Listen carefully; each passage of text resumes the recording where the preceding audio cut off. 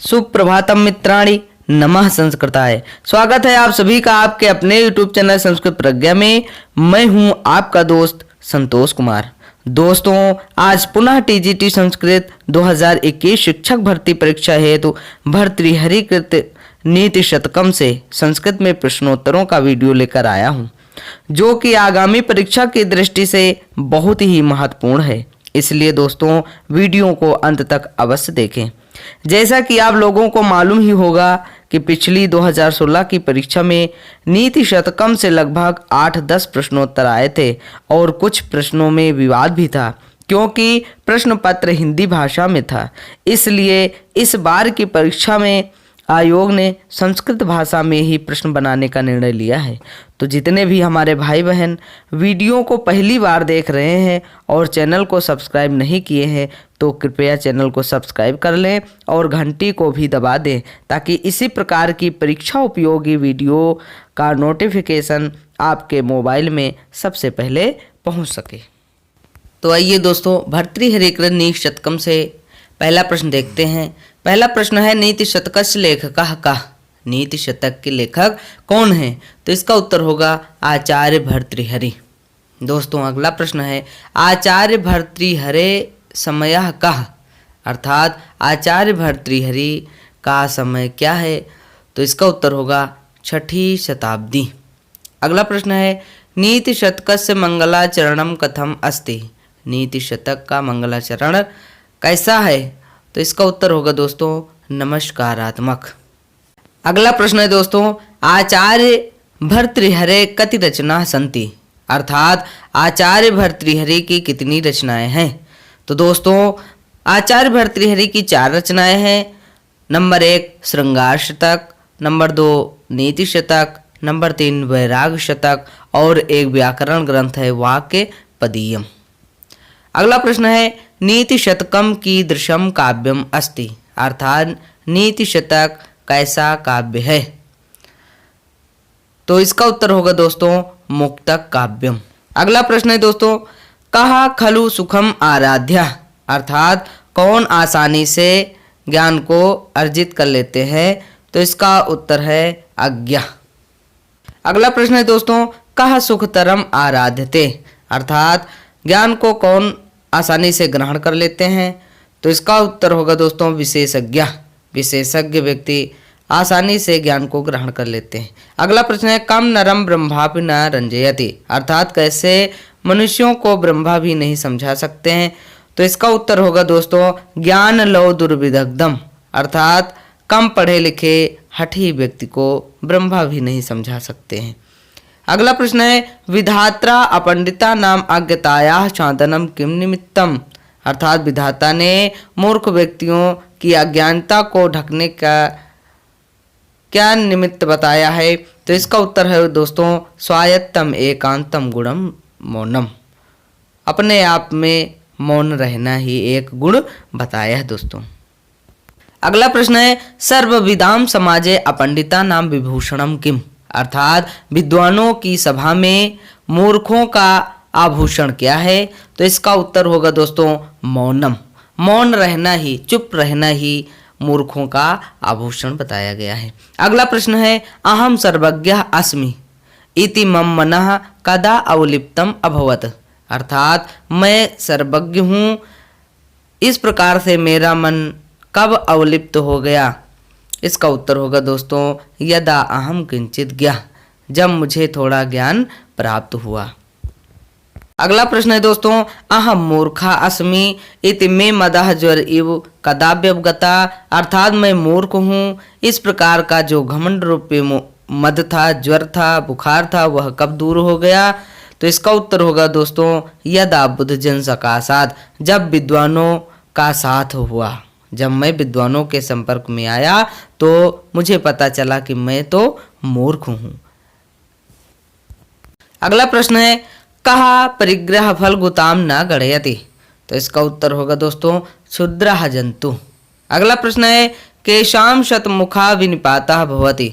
अर्थात किनका सैकड़ों प्रकार से पतन होता है? तो इसका उत्तर होगा दोस्तों विवेक भ्रष्टा नाम। अर्थात विवेक भ्रष्ट व्यक्तियों का सैकड़ों प्रकार से पतन होता है। अगला प्रश्न है कस्य औषधम नास्ति, अर्थात किसकी दवाई नहीं है? तो इसका उत्तर होगा दोस्तों मूर्खस्य, मूर्ख की कोई औषधि नहीं है। अगला प्रश्न है यह नरः साहित्य संगीत कला विहीना असो पुच्छ विषाणहीना साक्षात का, अर्थात जो मनुष्य साहित्य संगीत कला आदि से दूर है, आदि से रहित है, तो वह पूंछ और सींग के बिना साक्षात क्या है? तो इसका उत्तर होगा दोस्तों पशु। ऐसा व्यक्ति, ऐसा मनुष्य पशु के समान है। अगला प्रश्न है सततम भूषणम किम, तो इसका उत्तर होगा दोस्तों वाग्भूषणम। हमेशा रहने वाला आभूषण है वाणी रूपी आभूषण। अगला प्रश्न है कहा धिया जाड्यम हरते वाच सत्यम सिंचन्ति मानोन्नतिम दिशति पापम अपाकरोति, तो इसका उत्तर होगा दोस्तों सत्संगति। सत्संगति ही बुद्धि की जड़ता को दूर करता है और वाणी में सत्यता का संचार करता है और चारों दिशाओं में पाप से रहित यश को प्राप्त कराता है। तो इसलिए सत्संगति अवश्य करनी चाहिए। अगला प्रश्न है कीदृशाः सुहृदपि न याक्चा, तो इसका उत्तर होगा दोस्तों कृषधना अर्थात निर्धना। अगला प्रश्न है असिधारा व्रतम के पालयन्ति, असिधारा व्रतम के पालयन्ति अर्थात तलवार की धार के समान व्रत का पालन कौन करते हैं? तो इसका उत्तर है दोस्तों संतः सज्जन पुरुष। अगला प्रश्न है जीर्ण तृणम को न अत्ति, जीर्णम तृणम को न आते अर्थात वृद्धावस्था होने पर भी तिनके को घास को कौन नहीं खाते हैं? तो इसका उत्तर होगा दोस्तों मान महताम अग्रेसरा केसरी। अगला प्रश्न है कस्य जनस्य जन्म धन्यम अस्ति, अर्थात कैसे मनुष्यों का जन्म धन्य होता है? तो इसका उत्तर होगा एन जातेन वंशः समुन्नतिम, जिनका वंश उन्नति को प्राप्त होता है, जिनका वंश आगे बढ़ता है। अगला प्रश्न है शेषः केन धारते, अर्थात शेष ने किसको धारण किया? तो इसका उत्तर होगा कमठपतिना अर्थात कच्छप ने शेष नाग को धारण किया। अगला प्रश्न है परिकृत निकृतिम कह न सहते, परिकृत निकृतिम कह न सहते, तो इसका उत्तर होगा दोस्तों तेजस्वी पुरुष। आइए दोस्तों अगला प्रश्न है शिशु अपि सिंह कुत्र निपतति, अर्थात शेर का बच्चा भी कहाँ पर वार करता है? तो इसका उत्तर होगा दोस्तों मद मलिन कपोल भित्ति सुगजेश, अर्थात मद बहाने वाले हाथियों के कपोलों पर ही सिंह का छोटा बच्चा भी आक्रमण करता है। अगला प्रश्न है तेजसा हेतु किम नास्ति, तेजसा हेतु किम नास्ति, तो इसका उत्तर होगा दोस्तों वया। अगला प्रश्न है केन बिना समस्ता गुणा तृणलव प्रायः भवन्ति, किसके बिना सभी गुण तिनके के समान होते हैं? तो इसका उत्तर है दोस्तों धनेन बिना। अगला प्रश्न है सर्वे गुणाः कम आश्रयन्ते, सभी गुण किसका आश्रय लेते हैं? तो इसका उत्तर होगा दोस्तों कांचनम धन का। अगला प्रश्न है वित्तस्य कति गतयः सन्ते, धन की कितनी गतियां हैं? तो इसका उत्तर है दोस्तों त्रिंश 3, दानम भोगः नाशश्च, दान भोग और नाश।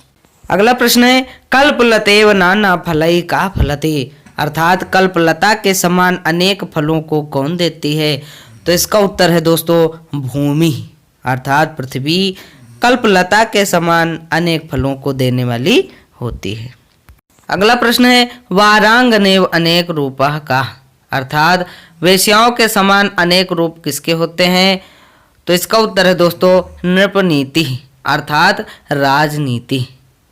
अगला प्रश्न है निज भाल पट्ट लिखितम धनम कुत्र प्राप्नोति, अर्थात जो आपके भाग्य पटल पर विधाता ने जितना धन लिख दिया है वह कहाँ प्राप्त हो सकता है? तो इसका उत्तर है दोस्तों मरुस्थले अपि, अर्थात मरुस्थल में भी आपके भाग्य में जितना धन लिखा है वह प्राप्त अवश्य होगा।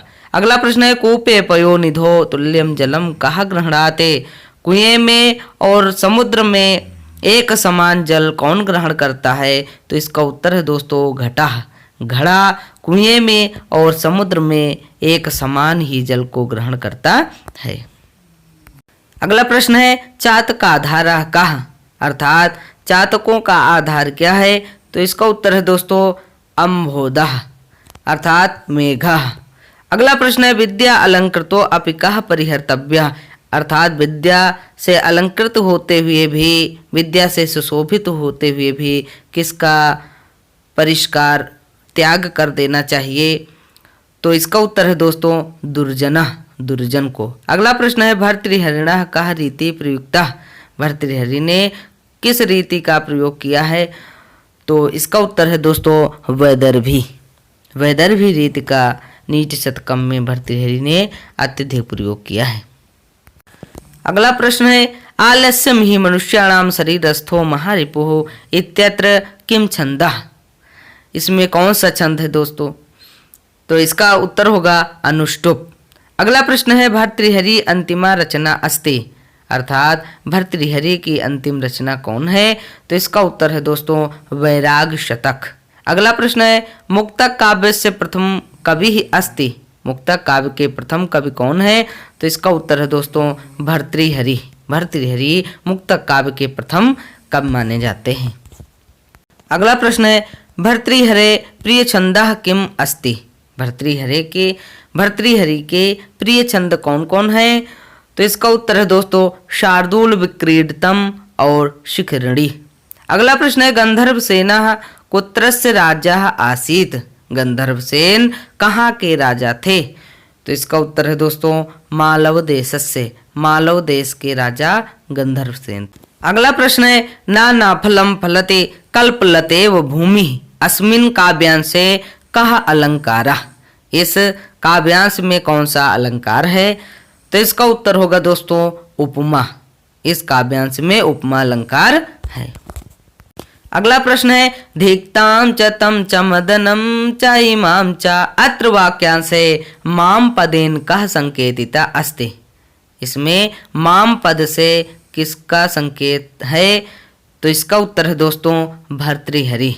ताम पद स्वयं भर्तृहरि अपने लिए प्रयोग करते हैं, इसमें भर्तृहरि का संकेत किया गया है। अगला प्रश्न है माँ ब्रूहि दीनम वचः अत्र ब्रूहि पदे धातु एवं च लकारः वर्तते, धातु एवं लकार क्या है? तो इसका उत्तर है दोस्तों ब्रू, लोट लकार।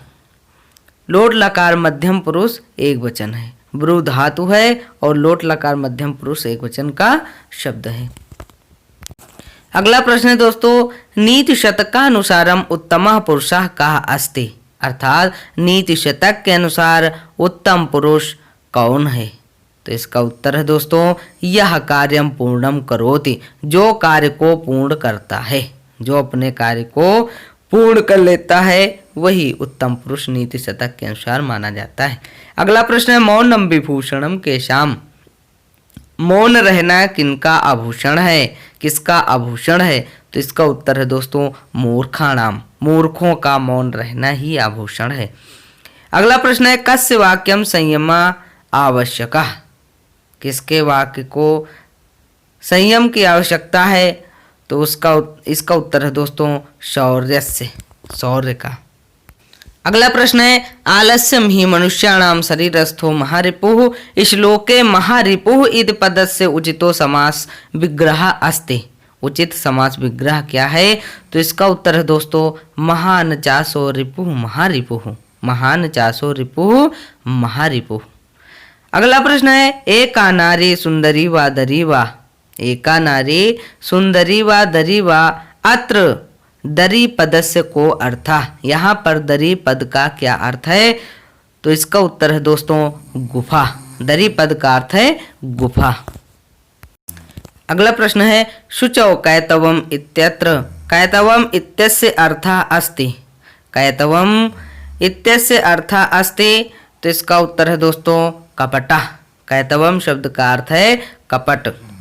अगला प्रश्न है नेता यस्य बृहस्पति अत्र यस्य पदेन कः संकेतिता अस्ति, अर्थात यस्य पद से किसका संकेत है? तो इसका उत्तर है दोस्तों इंद्र, इंद्र का।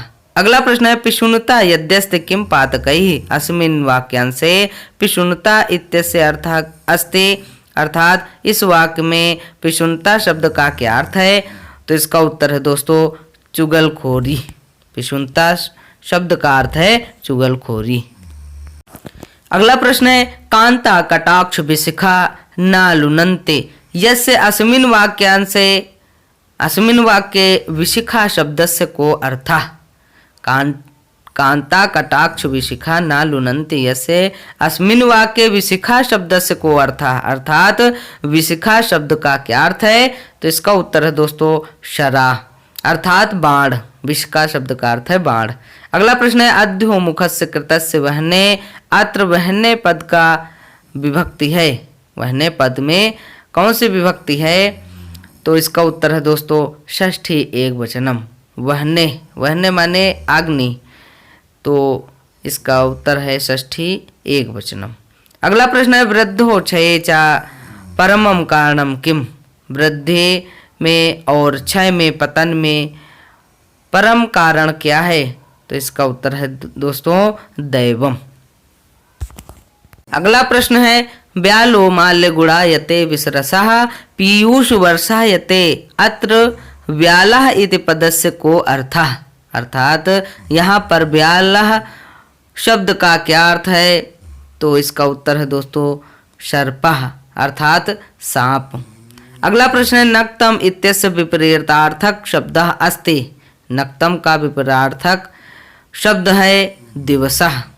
अगला प्रश्न है कहा यत्रैव याति आपदः अपि तत्रैव गच्छन्ति, अर्थात कौन है जो जहाँ जाता है वहीं उसकी विपत्ति उसके साथ जाती है।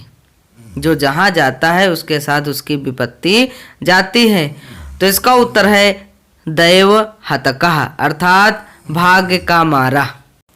अगला प्रश्न है वने रणे च कानि रक्षन्ति। वन में और युद्ध क्षेत्र में कौन रक्षा करता है? तो इसका उत्तर है दोस्तों पुण्यानि, पुण्य। अगला प्रश्न है समृद्धि समय कः अभिमान रहिता भवति। समृद्धि के समय में कौन अभिमान से रहित होता है? तो इसका उत्तर है दोस्तों सत्पुरुषः, सज्जन पुरुष। अगला प्रश्न है पिबे चिमृग तृष्णिकासु सलिलम पिपासार्दितः अत्र सलिलम शब्दस्य को अर्थः, अर्थात यहाँ सलिल शब्द का क्या अर्थ है? तो इसका उत्तर होगा दोस्तों जलम, जल। अगला प्रश्न है हर्तुर्याति न गोचरम किमपिशम पुष्णाति यत् सर्वदा अत्र श्लोके किम हर्तुः गोचरे न आयाति। तो इसका उत्तर है दोस्तों विद्या। अगला प्रश्न है तनिम्ना शोभन्ते गलित विभवाचार्थिषु नरः पद्य अस्मिन् किम छंदः। इस पद्य में कौन सा छंद है? तो इसका उत्तर है दोस्तों शिखरणी। इस पद्य में शिखरणी छंद है। अगला प्रश्न है आपत्सु महाशैलशिला संघात कर्कशम चित्तम केशाम भवते। तो इसका उत्तर है दोस्तों महताम। तो दोस्तों आप लोग देख रहे थे भर्तृहरि कृत शतकम से प्रश्नोत्तरों को जो कि संस्कृत में थे। इसी प्रकार के प्रश्नोत्तर आगामी परीक्षा में आने वाले हैं। तो आशा करता हूँ कि आप लोगों को हमारा वीडियो पसंद आया होगा और आप लोग अंत तक अवश्य देखिएगा, क्योंकि यह परीक्षा की दृष्टि से बहुत ही महत्वपूर्ण है। तो दोस्तों आज का हमारा वीडियो यहीं पर समाप्त होता है। फिर किसी अगले नए वीडियो में बहुत जल्द आप लोगों के समक्ष उपस्थित होऊंगा। तब तक के लिए नमस्कार। नमः संस्कृताय, जय तो संस्कृतम, वंदे मातरम।